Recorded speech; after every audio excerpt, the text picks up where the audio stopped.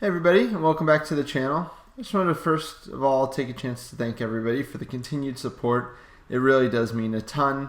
I am really enjoying this, but kind of getting that positive and even constructive criticism has really gone a long way to help this. I have noticed a few comments about the audio on these videos, especially from guests. This is another video with a guest. We're going to be breaking down Austin-Boston Game 2 from the 2019 MLQ Championships with Nathan Digmann. And I know the audio is not always great coming through. It's something we're working on fixing. I want to thank Nick Strablonsky for all the help with audio tech stuff. Audio tech and really honestly video tech aren't necessarily my strong suits. I really appreciate all the help, all the shout outs, all the comments to kind of try to make this better. Once again, please like and subscribe. And with all that said, let's get into it.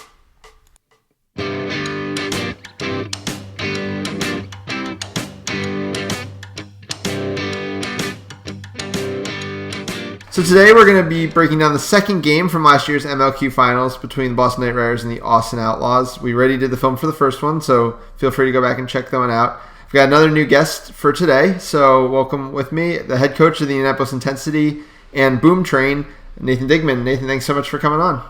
Happy to be here, Ethan. Awesome. So I was asking you this before we started too, but when you're kind of analyzing film, how do you usually go about it? Yeah, usually, and the teams that I coach know this, I like to kind of look over plays more than once usually, at least a few times where I can get an idea of what happened on a particular play. And, that might not be particularly suited to what we're doing here, but, we can make it work. Yeah, we'll paraphrase, as it were, our analysis. Exactly. So yeah, in that first game, it a lot came down to Austin struggling to find ways to get budget control from Boston, and really they weren't being too creative with their offense in order to try to generate those attempts at budget control. So we'll see if anything changes at all in this one. Just gonna get this muted real fast, and we'll get going.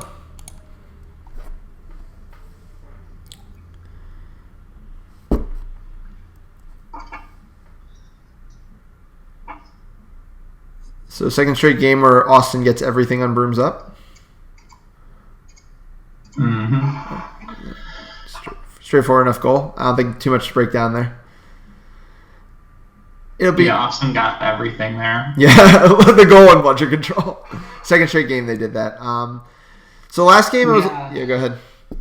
One thing that I thought was interesting. I don't know if you want to run that one back. Sure. To the point in which.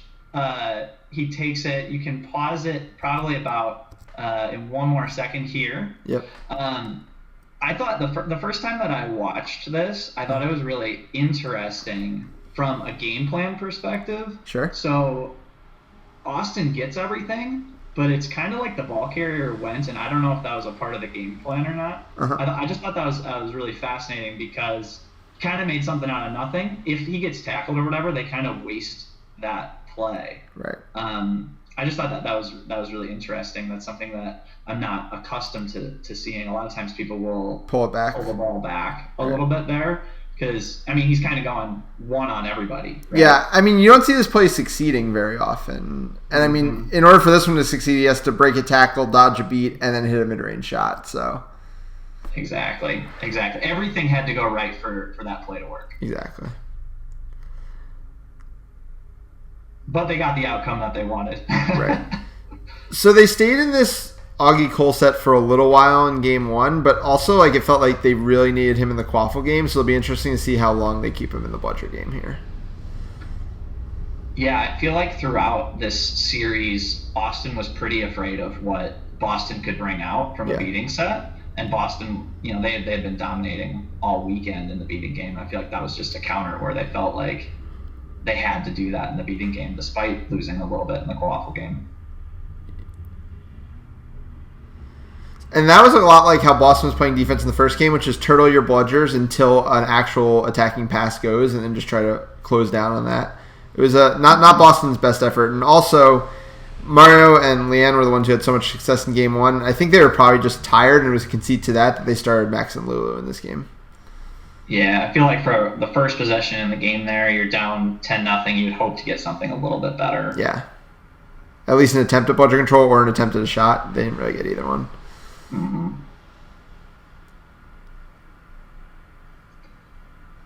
On this one, Yeah. if you could pause it like right at the point where he's about to release the shot. Yeah. Is it too early? Two steps forward. There we go. So he's about to release the shot there. I feel like this one's a little bit interesting, and for people who aren't as familiar with the way a lot of teams play defense now, I just thought that this was interesting. So I can't tell who people are on the film. This seemed like kind of a shot that, again, a lot of things had to go right. So whoever is guarding on the top side near that right side hoop. That's Brian Mulcahy, I believe. So Mulcahy there, he could have easily probably stepped in front of that hoop. Right. Because think about it, if I'm in his shoes from a defensive perspective, who's he guarding right now? So there's somebody over on the wing there, but is that really a threat to score at that point? So if we go a little further back, I believe that Augie has his ball here because he tap beat Mulcahy to try to run the Boston play where you swing it to the wing. Mm-hmm. But then Austin, because they never seem to have quite the same chaser beater coordination that Boston has, just decided to run a drive instead. So really they actually pull, let's see, I think they pull the extra defender in with a tap beat. Yeah. Because here comes the tap beat. Yeah, there'll be a tap beat on the right wing. So they made it harder on themselves for that shot. And Brian was just trying to go back to his man when he probably could have held up once he saw there was a driver already. Yeah, I guess my point is there's no need to guard the person on the wing out there. Yeah. What are they going to do and score from there? If there's a pass that goes to the wing, you can just step out and guard after that happens. Sure. I mean, I think me and you both have feelings about man defense in the modern era. I don't know if this is the game we're going to rehash all of that. So Boston was able to get ball control off of that defensive set, actually. And then this is a pretty typical Boston look with the beater basically forcing it all in to allow the clean cut that can't be defended. Yeah, I think on this one in particular, I don't know if Lulu needed to make that point beat on that play. I thought that they did a really good job pushing the Austin beater there. I mean, she's behind the hoops almost. Right. And even the point defender had backed off to a point. Yeah, I think Cole gets called for a card there, but I don't know if she even needed to make that beat. I think that's fair. She basically created the pressure without making the actual throw, so why make the throw? But the set that they're doing there with their beaters is something that they come back to a lot. Yeah. Which I think is something that a lot of people can learn from, where one beater's pressing from the side, pushing that beater, in this case, to what would be the left side of the hoops, and then back from where Lulu's going. And that opened up that whole side of the hoops for the ball. Yeah, I mean, that's a look I think Boston really kind of debuted this summer. I think Nick said he and Greg were starting to run it at Tufts last year as well, but I think it's a really innovative look for what to do with budget control right now on offense. Mm-hmm. It's going to be a fairly straightforward press, though I feel like Das 2 needs to be a little tighter there. That I feel like that reset should not have been able to happen. Yeah. That's one of the things that, when watching this game, I had to, think back about. I mean, these big players have to be so dang tired. Yeah. Like that first game, because the thing is, Boston... The weird thing about this series is Boston couldn't play anything but its first line and have much effect against Austin. Their first line was dominating Austin, but their other lines couldn't stay on the field with them. It was a very interesting situation. Mm-hmm. And this is that. I really like that little baby press by Lulu. When the ball comes out this way, she knows that she's got time and can easily recover. Yep. Maybe could have tapped out Marty, but she's still in position to make a play. Ball swung well, though. Austin swinging the ball a lot better than they were in Game 1. So how does this become no bludgers is what I'm wondering about. What were you going to ask? Yeah, I was going to ask the exact same question. Something had to happen there. So Cole and Max exchange here. This is something that I noticed a lot with Cole and Kylie when they were on the field together in Game 1, too. This isn't really coordinated, right? Like, Kylie's walking over here, and Cole's taking exchange over here. And she's not that close to Lulu or anything. Exactly. And right at that moment, they make a pass to a spot where, I mean, if you're gonna lose the quaffle, you'd rather have it behind the hoops. But I mean, have they used the reset? I think they did. They did, but yeah. You'd think that they can at least pass it around a little bit longer than that. And also, this isn't really behind the hoops because what's ends up happening is he throws it right into Jake's hands. Yeah. And I mean, Jake's gonna fast break that every time. Yeah. So that's just awareness of knowing what's going on in the bludger game. There's certain situations, if you're down to 0 bludgers, you're going to give up a goal if you turn it over in that moment. Yeah, it's kind of an old school look, right? I feel like there was a time in Quidditch where we'd all have that bludger exchange and our quaffle game would go no matter what, and it'd just be like whatever results you get. And now good teams are better at pulling that back if the bludger exchange doesn't go the right way. Mm-hmm. That just seems like a wasted luck to me. Yeah, so they don't have control yet, and they haven't made a play to get control yet, really. Right. And everyone's flat too, right? There's no cut. Mm-hmm. If she's cutting to this hoop, maybe it's a better play, but everybody's flat-footed. Mm-hmm. And even if she's catching that pass, Lulu should make that play. Yeah, she should get beat immediately. Right. And he kind of throws it almost to where like he thought she should be making the cut, even though she clearly wasn't making that cut. She might have not been making the cut because she knew that they had 2 bludgers. It's true. I mean, Casey's a smart player. So, did Lulu and Max go into? Did they lose bludger control, or were they just making a play? They must have lost bludger control on that play, right? Yeah. Not on the defensive side, I don't think so. Unless I missed that. So Max and Lulu should both be fine here. Yeah. So then why are Max and Lulu running and Jake isn't? That's some weird coordination. And the interesting thing that I see there is we saw they went up and they just made a throw. It looked like Lulu just made a throw, and I feel like they probably lost that exchange in some way. Yeah. Not sure how. My guess is that... Go ahead. I was going to say, my guess is that Cole said, hey, I basically have a free chance to make a play for bludger control, and Max is all the way up in the zone. I'm guessing Lou is making the try to recover beat from there. Mm-hmm. Yeah. And really, they didn't need to play that aggressively anyway. We just saw a couple plays ago in which if they just have that setup where they had before, where one kind of presses a little bit from the side, the other one presses a little bit from the top, the Austin beaters were backing off to a degree where they could just run their offense the way they wanted to when they had control. Exactly. And I do like taking your fast break options, but it's like if Jake's not going to go, what's the point? Mm-hmm. Yeah, so that basically cost them bludger control and an entire possession. And I don't have a problem with Jake making that throw there. Everybody, I thought Austin did a really good job on that press. A lot of times the wing chasers won't come up quite as hard, but they did a good job there where that was kind of his only option. And, well, you'd rather have the turnover behind the hoops than right at the midline, right? Yeah, coaching college Quidditch, the number of times my beaters go for a press and the chasers don't cover up the passing options just drives me crazy. Mm-hmm.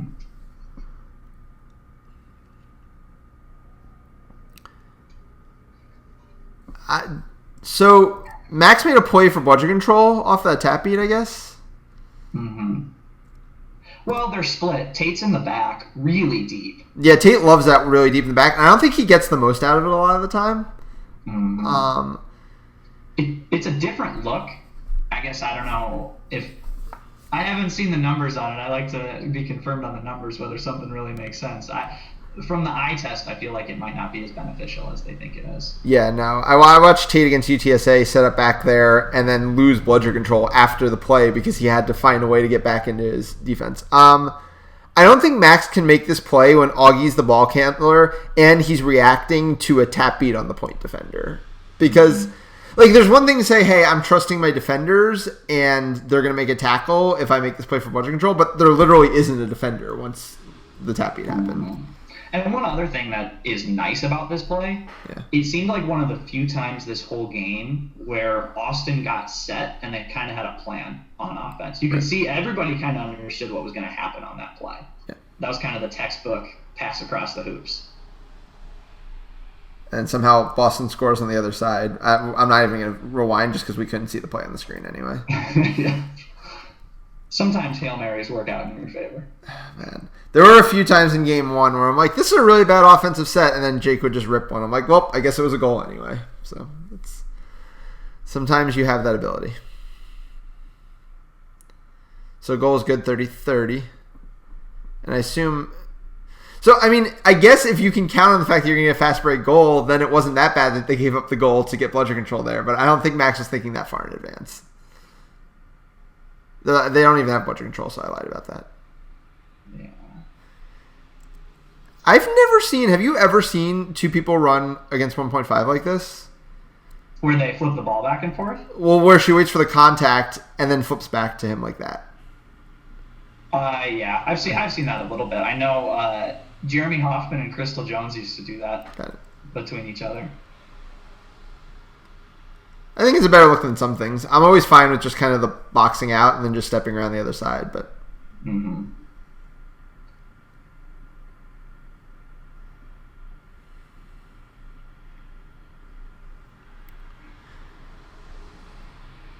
And again, it seems like Boston on their end was getting set, and they had a particular look that they wanted to get to. Right. No, Austin this entire series never looked like they had a particular look on offense. Yeah, and they're all smart players, and it seems like they have great instincts, but it didn't seem like there was necessarily the cohesiveness that Boston had, and that seemed to be a difference maker. Yeah. My feeling... Yeah, they just get by with ridiculous athleticism like half the time in this series. Yeah, and obviously that works for them. Right. It's just a different vibe. A lot of things went right there for Austin to get that goal. Yeah. I think even on the ground, Max tapped Augie instead of the individual who's putting the ball through the hoop. Mm-hmm. Yeah, and I mean, I think this Austin team, I mean, coming off a USQ championship, obviously a lot of them with Cavalry, kind of with that more flat type set, I don't think they thought they needed to create a new offense, but that two-handed tackling just makes them so much more susceptible even on those no-budget drives. Mm-hmm.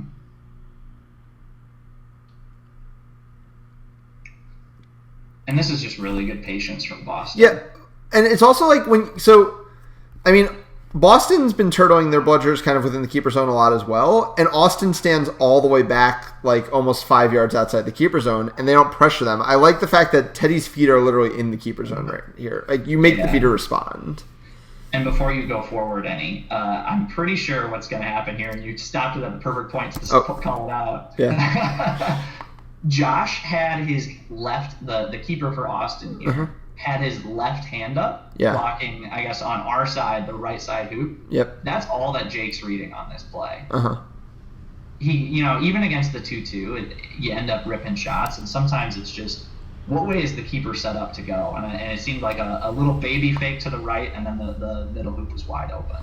Yeah, I mean, against the 2-2, like, Heat last year in the finals scored all their points with mid-range shots. Like, it is possible if you can get deep enough. And he was deep. Yeah. He was at the keeper's zone. Exactly. And Austin just, against Boston, who's not even running his own, they're just running man, hasn't been taking that. Like, you'll see where they stop their offense here.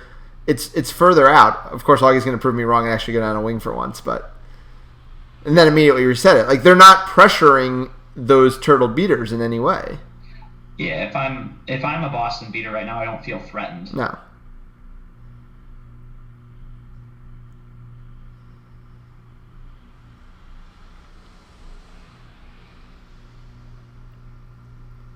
They did get bludger control though off that land tap beat, yeah. Mm-hmm.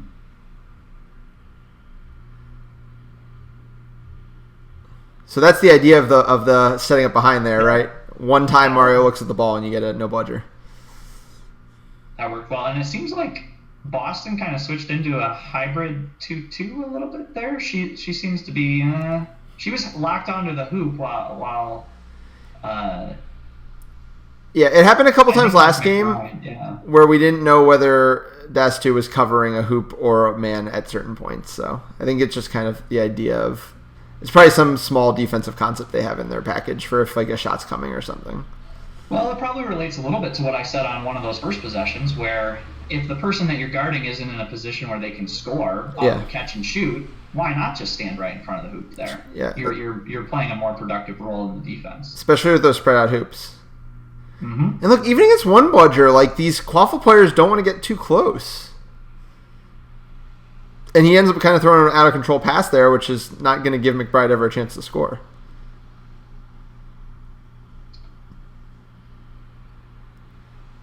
I think there's no bludgers here in the defensive end. Yep. Even in that scoring play, so Augie does put it through. Yeah. Even in that scoring play, that was the disorganized, oh crap, we have no bludgers, let's go get a goal, use athleticism play. Yeah. That's something that I actually coach against. Like, of course you do. You use your window, right? So I don't think Boston's got the bludger in their defense yet. They had a window of maybe 5, 6, 7 seconds. Yeah. Use the time that you have to make sure you get the best possible look, so you don't just have to rely on going 1-on-3 or whatever it is. And it worked out for them there, but I feel like they could have even gotten a better look than that if they got set and went as a group. For sure, and it's 2 straight Austin goals that have basically just come from Augie's the best athlete. And the problem is that then when we get to Snitch on pitch in the first game, suddenly he's a beater. And then he's not in the quaffle game at all, and they don't have the best athlete anymore. Oh, they've still got a few good athletes. They do, but I mean, Matthew over the course of the series runs into a lot of two-handed tackles in no bludger situations.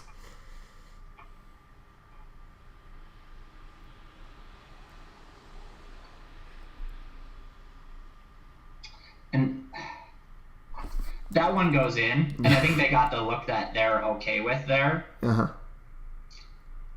I feel like they maybe could have made a play for bludger control first. So why? I understood the read on Jake's. I don't understand why neither of the people at the hoops is ready for this Harry shot at all. Is it because Josh thinks he has to step out on this because of the tap beat? I think they might have just got caught flat-footed. I mean, how often do you expect somebody to rip a shot from that angle? That's fair. Behind the hoops. That's kind of why I was questioning the shot. Is that's a pretty tough shot in that situation when you don't have control yet. Yeah. When I was watching it initially, I was like, wow, he ripped that. It worked out for him. Yeah. But sometimes you got to do something like that to keep the opponent on their heels. Yeah. That's the advantage that Boston has. Like Austin, we talk about the athleticism on drives and stuff. Boston has so many people who can rip a shot. Mm-hmm. As Tad would say, shooters got to shoot. So Mario makes a really weird play here. I think it might work out. Yeah. Yeah. Okay, it didn't work out after all that was said, but I'm going to go back to the start of the play. So he just goes after Kylie, and I'm not sure why. I'm not sure what he's seeing. I guess the idea is because Tate's all the way back there. Maybe it's because this is the second time they did this, right? Max basically did the same thing when Kylie and so maybe this was a call on their sideline. But I think I'm wondering if that's just a part of their game plan. They say Chaser's locked down, we're going to get control real quick. Yeah, especially anytime Tate splits to the back. Because all you have to do is make a beat on Kylie and you have guaranteed bludger control. Easier said than done. Yeah. Oh no. Well, it's now 0 for 2 on working because Austin scored both times they tried it. Actually, he threw the quaffle carrier. Yeah.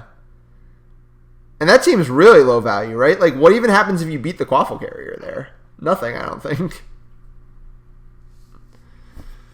And this ended up being a tough play, if I remember correctly, for Austin, where they ended up scoring, but then there was a stoppage for a penalty. Mm-hmm. Oh, and they got it right back? It was right back, but I don't know if they end up scoring here. Oh, so the original goal didn't count. Yep. Got it. I remember watching at the time and feeling like it was a big play that changed kind of the way the game was going. Because Austin, despite not being as organized as they could have been, they were scoring at a pretty high clip before that. Boston got away with not being punished for a number of cards over the course of the series. I know we're going to see the Jake one later in this game. But it feels like Austin sometimes didn't make the most of. He even got a card off of that. From the audio on the clip, it might have been a language thing. I'm not sure what that was. So I'm always impressed watching Boston the way they set up. Yeah. They very clearly have a plan. I just love watching that because not enough teams have that, whether it's college or club. No, I definitely agree. This was a very well-drilled Boston team this year. You could definitely see it. Again, they're letting Jake just get to the edge of the keeper zone.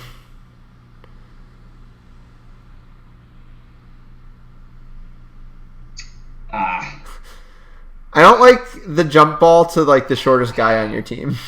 Well, against a packed-in 2-2. Yeah, yeah, and budget control. Air, yeah, exactly. Because there's two people there ready to jump on top of it. Yeah. In general, anything that's a floaty pass, rainbows don't work in Quidditch anymore. I agree. I did like Augie when he stepped out, I think, as like a transition on a beat. Didn't even step out in a like point defending position because he knows he's never going to have to make a hit because Jake has nowhere to drive. He just stepped out with his hands like splayed wide just to take away any shooting options. I think it's an interesting kind of thing to do in a 2-2 when you're not at all worried about the guy driving by you. Mm-hmm. That's a much better look from Austin. I like that a lot. Kylie was on the wing. He just flipped it over to where she was already pushing in Justin Cole there, and I think Mario got. Go ahead. Mario got out of position again. It was the same. It was almost the same thing. He stepped really high to ball carrier against budget control. Mm-hmm.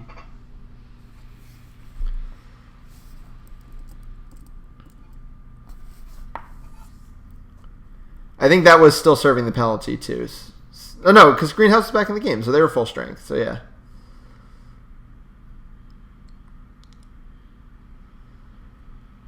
I don't think they've scored a goal in this series with Jake not on the field, so we'll see if they can manufacture anything here.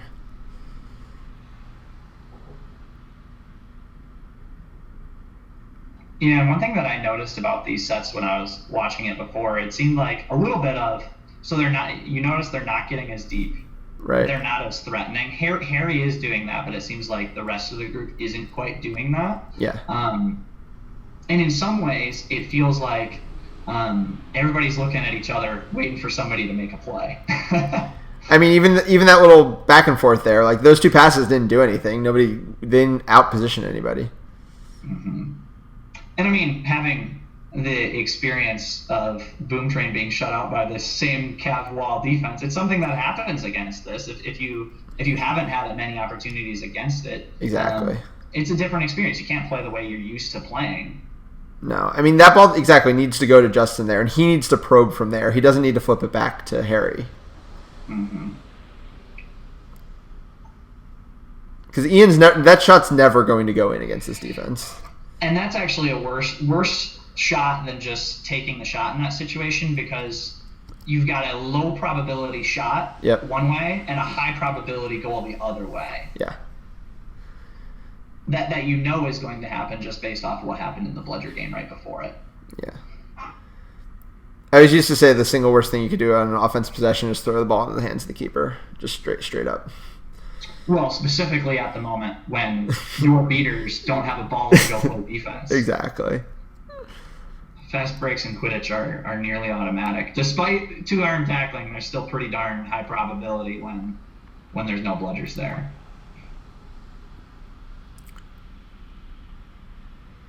It'd be kind of interesting to see if Austin has to break this out against Boston again this year, because I feel like a lot of the Boston coaches coach Boston College, and we've just seen so much 2-2 in Boston College games.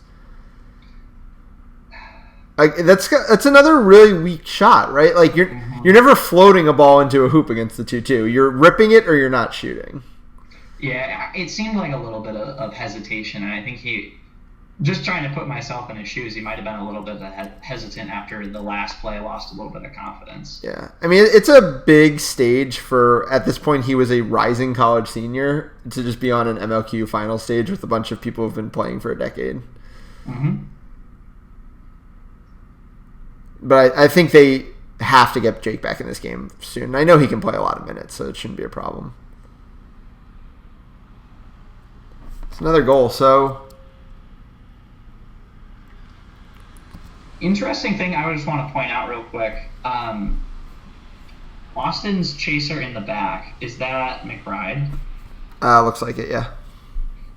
She's never really an option on this play. I just thought that was interesting with a lot of their sets. I mean, they just didn't get their girls as involved on offense as I guess we've been accustomed to seeing those Austin or Cav. Yeah, I'm not sure Casey has a goal in the finals, game 1 or game 2. Mm-hmm. And I think it's just some of the way in which they're positioning her, where Augie's going to make a drive through the middle here, and he does make a nice pass and they get a score. But at what point is she in position for a good catch and score? I mean, she's the unmarked chaser on this play. Right. I would have wished they would have found a way to get her in a space where she can do more, because we know that she's a good threat. Yeah, for sure. Again, Boston makes a play for, I guess, bludger control. But this is I saw this interaction 3 times in game 1 when they had Jesse, their third string male beater, in. He'll throw at, I assume this is still Kylie, and she just throws it back. So he doesn't even have any chance of getting bludger control off of it, and he's creating no bludger. Also, Harry approaching Augie here, I think approaches a little too hard. That once that left leg's in front and Augie's dominant side, Augie's going to get around him 10 times out of 10. Yeah, he just doesn't break down. Yeah. Like, the contact he does end up making might have even been from behind, because I feel like Augie got pretty far past him. Yeah, so I assume this is going to be a Jake sub, because they're giving him one more.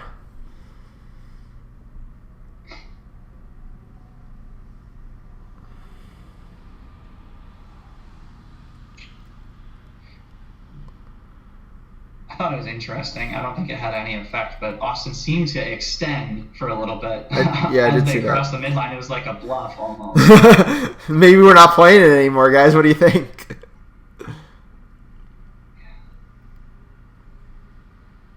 So that time, a little bit more of a floaty pass works. I assume they're talking about beat before, even though it was not very close. Is anybody? I do like against that 2-2, the kind of the cap wall look. Mm-hmm. That spot is really tough to defend. If you pause it the moment in which he catches the ball, actually, like maybe a half second after, everybody's kind of leaving their posts. When the ball's front middle, ball is at the keeper line, etc., that defense is set and they're ready to go and they have a plan. Right. The moment the ball went to the back, it was kind of a little bit of chaos, and one of those hoops opened up and he ripped it. So I think the problem here is, so the way we drill it is that if that pass goes high, one of the two people has to step down to a hoop, and basically whatever side they're stepping down from, the person who's at the hoop has to swift to the other side. And what happens here is Augie gets beat, so he was stepping down, but he has to step down in the middle hoop because that's the only thing you can touch in MLQ. So because of that, they end up very, very centralized. Because I think this is 3 Quaffle players right here, I think, in the middle between those two hoops. Yeah, and also I think McBride jumped on the pass going to the back, and so she was probably just coming to her feet at this point where it's frozen now. Yeah. But yeah, because you can see 1, 2, 3. There were 3 Quaffle players in front of those hoops. It was just nobody was guarding that one. That's some of the value of having well-timed tap-outs, too, especially in that MLQ rule set where they have to touch up the middle hoops. I think that might have been something that was a little bit underutilized by teams.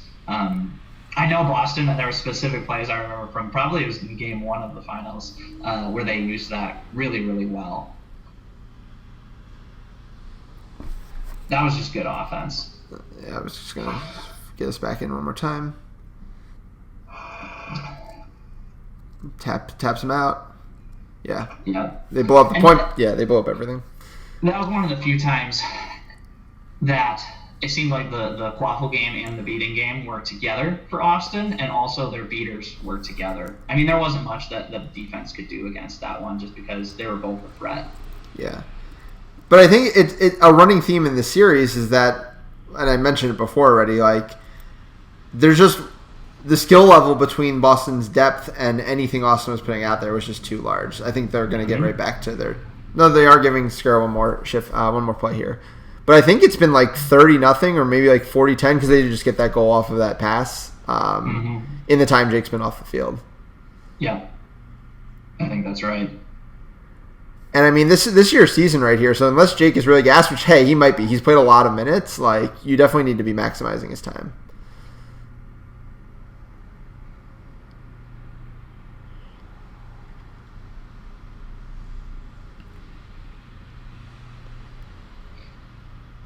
They kind of are in a hoop zone look right now. Yeah. You don't see much of that anywhere but Baylor. That was a nice spin move. Yeah, it was.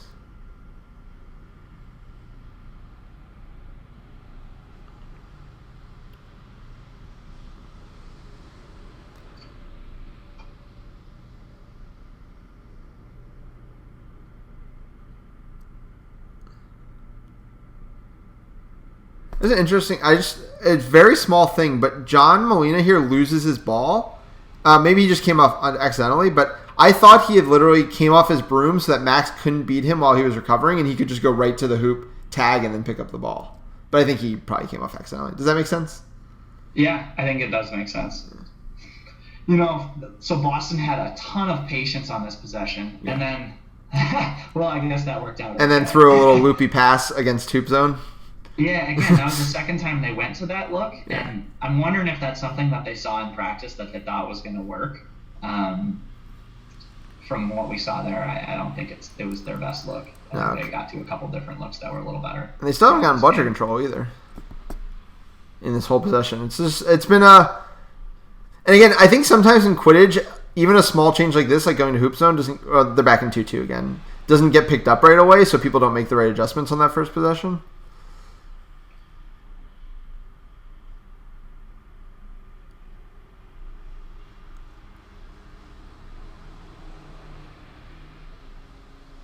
I'm surprised Austin didn't pressure when Max's tappy bounced all the way back towards midfield. Mm-hmm. I think they're just content sitting tight here. Yeah, I mean, I guess you're up 30, right? And either way, you need to get to 20 minutes. So why not do it this way?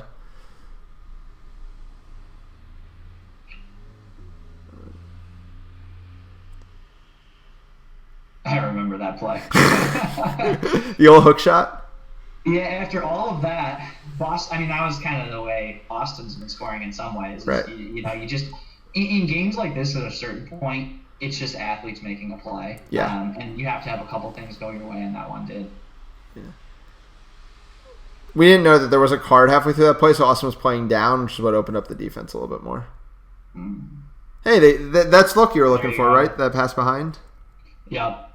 And I feel like that's been there throughout this game. Yeah. And yeah, I mean, at this point, it had to have been a concerted effort because Max again there made a play for bludger control with one bludger on defense. But I feel like Austin scored every single time they did that, so I'm shocked they're still doing it.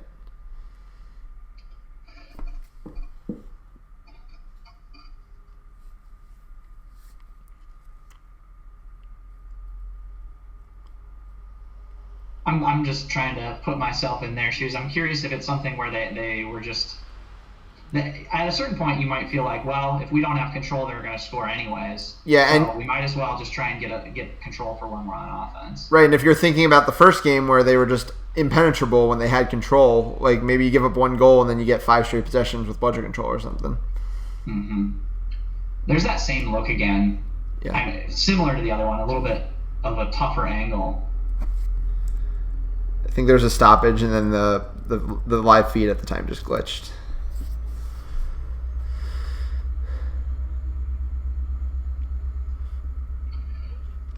And so where are we at here? Just under 20 minutes. Yeah. Boston's up 30. So Boston should look... At that timeout, someone should have told them to wait until the 20-minute mark, in my opinion. Because there's no reason to give Austin one more possession. I think they're actually going to score right before, unfortunately, too. It's a very, very MLQ-specific issue. But it's almost the equivalent of like a 2-for-1 in basketball, right? Yeah, and I'm not sure how the rules work on that. I mean, we're past 20 minutes now, and they just scored a goal. Wouldn't it have stopped? I'm not sure. Well, so the goal was definitely scored before. So the question is, when does the possession start, I guess, right? Yeah. They might have just... The play might have been trying to score, and then, you go into snitch on pitch play, one goal closer, and you make guarantee that you've got bludger control. Right.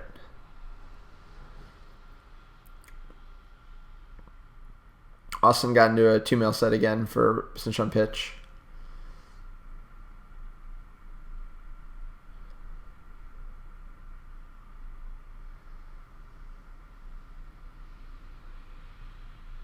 I really don't like that. No. Did they even have a beater there when they threw that ball to the wing? Tate's behind the play. Tate's literally backing out of the play when they go to run this. And the play is a pass to, like, next to Max. Yeah, and both the drive and the cut, they're both unnecessary. Yeah. Right? What are you doing? Yeah. I don't think that there serves a lot of purpose there. Even if they're going to make a score, it's a low probability play in a time where this is a point in the game where every goal matters. Yeah. And there's no time factor. Like, it's the very rare time in Quidditch where time is not a factor. That play could have gone a million years and not affected anything. So why not extend it until you have a chance at bludger control and a goal? There's no reason not to. And I think that's something that we'll see play out a little bit throughout the rest of this game, and we've seen it a little bit already, where who has the patience to make sure that they get goals in these moments? Yeah. Like, that's a beautiful set right there. Yep. And the thing we realized in the first game is that I think there were about 4 possessions each of no bludger before Snitch got caught. And Boston scored, I think, 3 of 4, and Austin only scored once. Well, and you think about the way they attacked that. Austin was go, go, go. Marty got a goal. Right. And it worked. I mean, that's definitely a valid strategy. Boston was, let's get set. Let's take our time. Let's make sure we're getting a dunk. Right. And it's also interesting because unlike the first game, which was basically, I think the teams were almost tied, Snitch on pitch, Boston's down 2. So if they exchange goals too quickly for 7 possessions, the game just ends and they lose. That's a good point.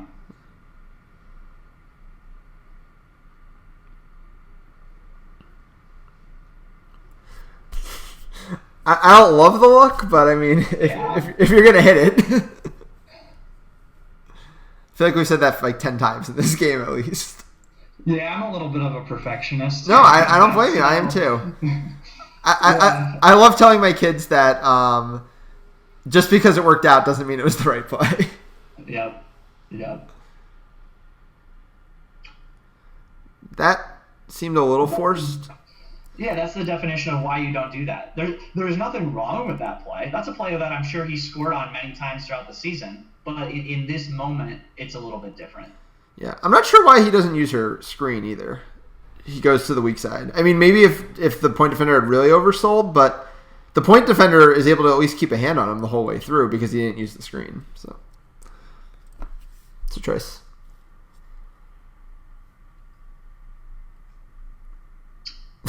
Marty scored anyway.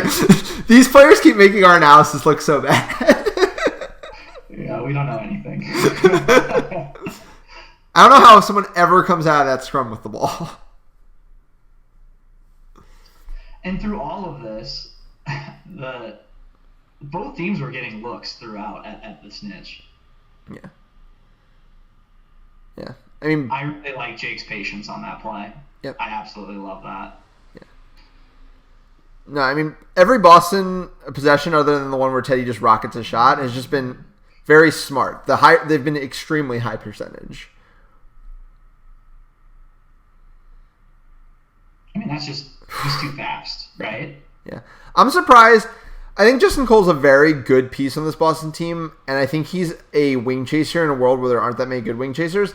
I don't see his value in this particular situation, and I'm surprised they don't have like a Brian Mulcahy in the game instead. I think Brian actually just subbed into the game. Yeah, he did. They're just finding Dastu at will right now, basically. Yeah, and I think it's the same set they run prior to Snitch on pitch. Right. When there's no bludgers all of a sudden, that looks just a lot easier. Yeah. Where they're overloading one side and she gets left alone. Yep. They've got enough threats on that one side that I think Austin just kept forgetting about her.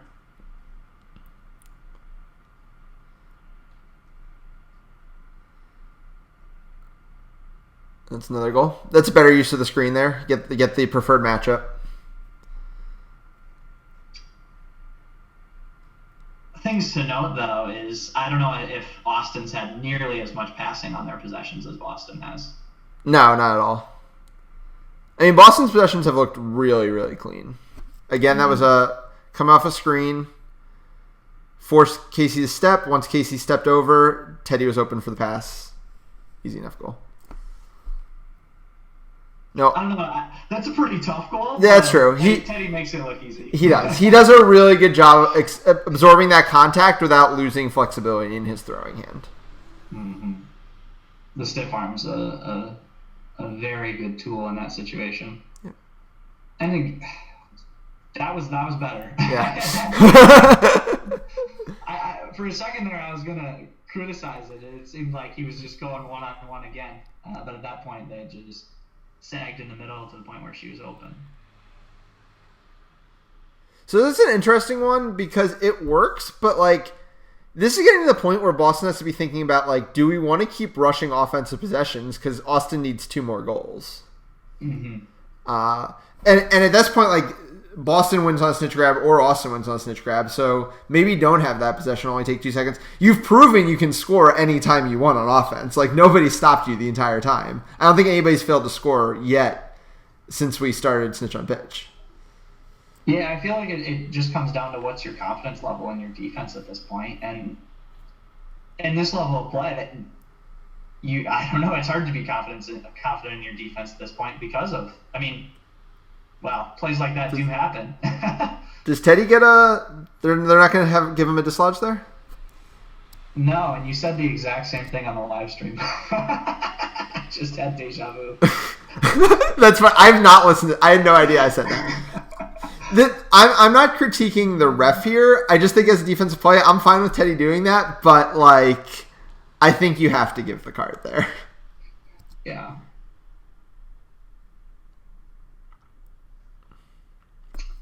And again, Austin, like in that situation, they didn't need to keep pressing for the goal. Right.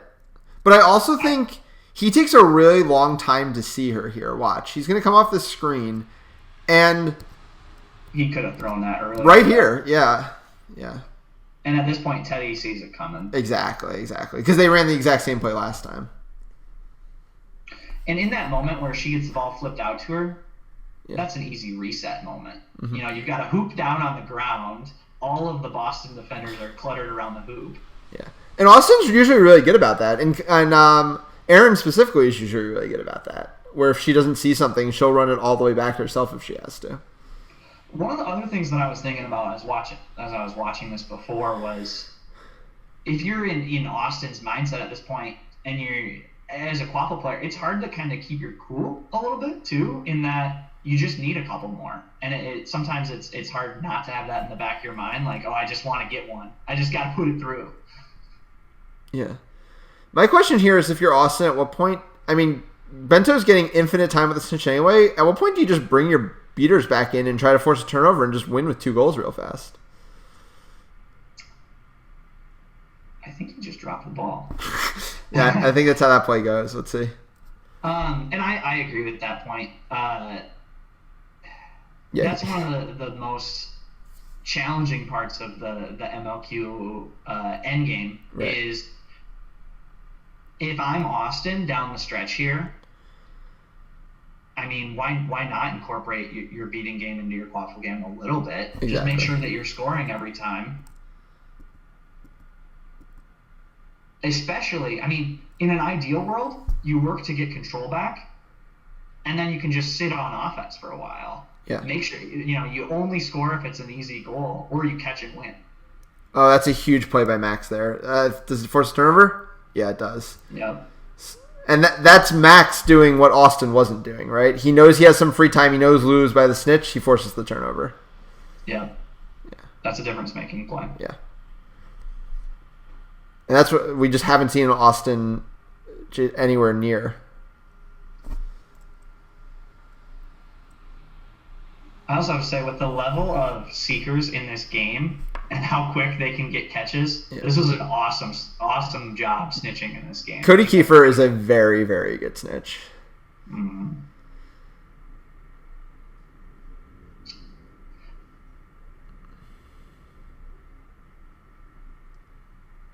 And I think this is Boston doing a little bit more what we were talking about before. Might as well lengthen this offensive possession while your seeker has time with the snitch. Well, and they've got control right now. Yeah. They don't need... you go score, well, that increases the chances that Austin's going to get one possession closer to ending it on you. If you just keep the ball here, you've got bludger control. You'd hope that eventually you're going to make a catch. They might have lost it there, though. Can't tell. But yeah, I think they did lose it there. But yeah, this is clearly Boston stalling to try to get a snitch grab. I don't see any other reason they'd be running the offense that slow when they have yet to fail to score. Yeah. Brian doesn't stop there if... Well, they're facing no bludgers. You would think that you can get a high probability goal here, but you're not going to win the game doing that. Exactly. And you can't... As long as your beaters are dominating around the snitch, you can't lose the game standing here. Austin is getting some good looks over there. Yeah. And then finally, Augie into the Quaffle game with his bludger. And as Austin, this comes back to you don't have to go so fast. Did Augie save another one, or did Tate save that one? I think that was Tate. Yeah, Tate's watching it the whole time, yeah. He just saw it develop. Good play. But again, they got that ball out of that scrum or whatever as the turnover happened. Uh-huh. You've got 2 goals to win the game. Why not take a second and just make sure you score? Yeah. They at what point have they stopped here to really get set? It's go, go, go in every second. Yep.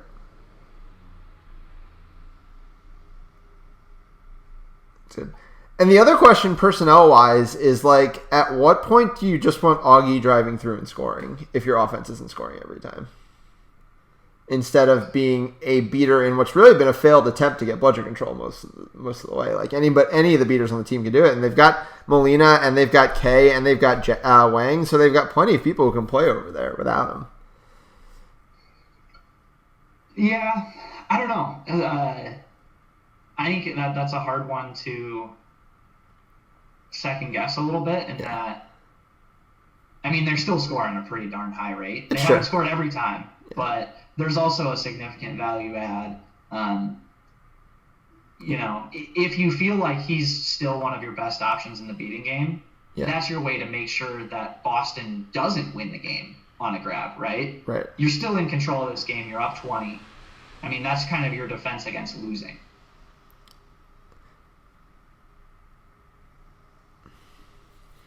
Boston accepts the goal. And now, 100%, I feel like Austin's beaters should be shifting to the Quaffle game.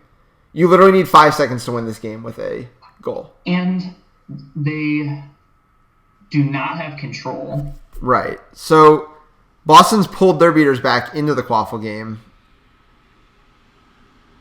Okay, so Augie does come in, I think. Yeah, he does.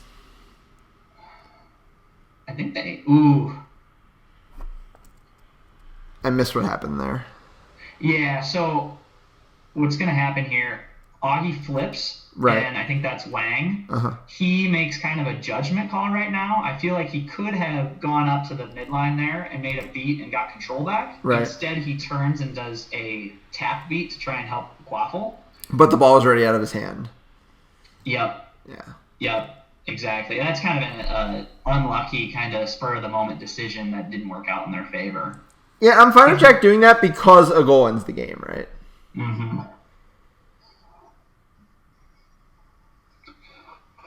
And this is Jake getting stripped, and then Jake kicks, and Jake gets a card, and this is when everybody assumes the game is over.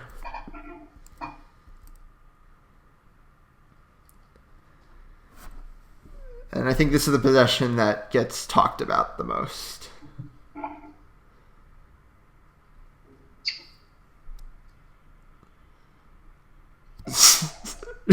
do you want to break it down, or do you want to leave it alone? So things that are interesting on this play. Uh-huh. Boston, they clearly have control, and both of their beaters end up sitting around the keeper zone line, a little bit below, I think so. Yeah. And as he makes this run up, there is no keeper in sight. Yeah. Thinking from his point of view, there is a part of me that totally gets it. If you play it forward a little bit, probably to the point before he shoots Yeah, that's fine. There is a part of me that says this makes sense. The problem was if he's able to to shoot that ball without being tackled, I think that's a goal and they win the game. Right. I can't tell from the film who made the contact. That shot with contact versus without contact is the difference in the game. Yeah. Because he shoots that ball like one step behind the keeper's own line against zero keeper. In hindsight, it's easy to say, "Oh, why did they rush that one?" It is. Well, you didn't have bludger control, and they've been struggling to get it back. Right. And the beaters are going to set up on defense, and it's a quick run to try and get one before the defense gets set. Certainly, you can say, okay, we can get control back. And I'm not saying I love the look, but I understand why he did that. So I guess the counters would be, so Mulcahy's the one who made the tackle. Your scouting report should be that he's the best point defender on the team. In the same way that people shouldn't be trying to drive on Taylor Crawford in this 2-arm meta. If you're going to do that out of a stoppage, it should be communicated. I'm pretty sure we can go back that his teammate is subbing off here. Yeah. So they have a player subbing off, and then the player right next to him kind of puts a shove on Justin here, but oh no, it's Brian. Brian goes the whole way.